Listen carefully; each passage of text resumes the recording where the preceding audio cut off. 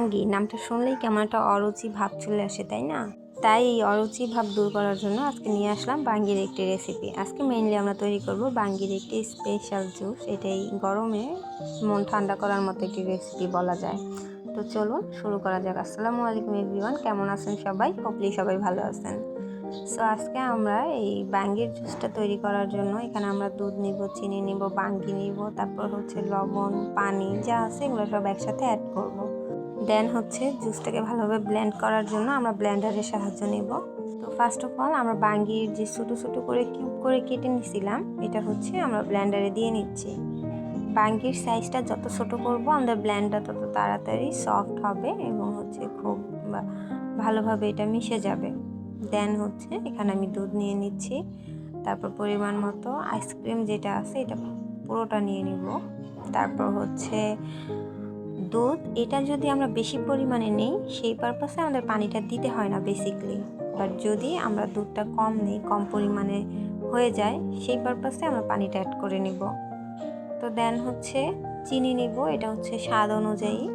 আর যারা হচ্ছে চিনি পছন্দ করেন না বা চিনি হচ্ছে দিতে চাচ্ছেন না তারা সুগার কিউবগুলো ইউজ করতে পারেন।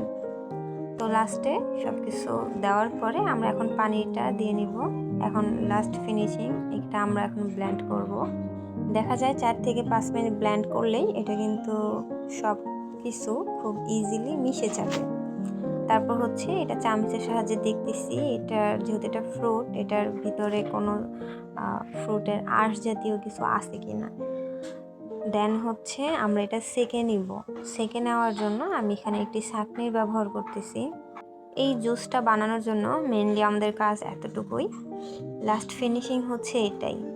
সো এই কাজটার পরে আমরা বেসিকলি এখন এটা সার্ভ করব। আচ্ছা, আরেকটু বলে রাখি, এই জুসটা দেখতে যতটা না সুন্দর হয়েছে তার থেকে বেশি সুন্দর হয়েছে এটার টেস্টটা। তো মেনলি যারা বাঙ্গি পছন্দ করেন না আপনারা কিন্তু এই জুসটা বাসায় ট্রাই করতেই পারেন। আশা করি আপনারা এই জুসটার ফ্যান হয়ে যাবেন। অনেস্টলি বলতেছি, আমাদের বাসার সবাই এটা খুবই পছন্দ করছে। সো এই তো রেডি হয়ে গেল আমাদের মজাদার ইয়াম্মি বাঙ্গির জুস। তো ভালো থাকবেন সবাই, দেখা হবে আরও একটি নতুন ভিডিও নিয়ে। আল্লাহ হাফেজ।